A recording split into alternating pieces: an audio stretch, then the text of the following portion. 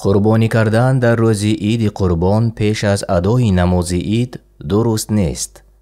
بنابر اگر کسی در قریه یعنی روستا یا ده و دهات زندگی می کند، در این صورت قربانی کردن در آنجا بعد از دمیدن صبح صادق هم جایز است.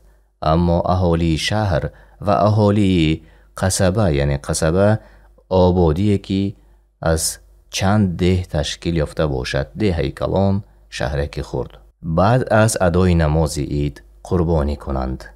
اگر کسی که در شهر زندگی می کند حیوان قربانی خود را به قشلاق بفرستد، قربانی آن حیوان در قشلاق پیش از ادای نماز عید هم جایز می باشد. اگر خود آن شخص در شهر قرار دارد ولی چون حیوان را به قشلاق فرستاد، قربانیش پیش از ادای نماز عید ادا می شود. اکنون بعد حلال کردن حیوان آن را نزد خود بطلبد و از گوشت آن استفاده نماید.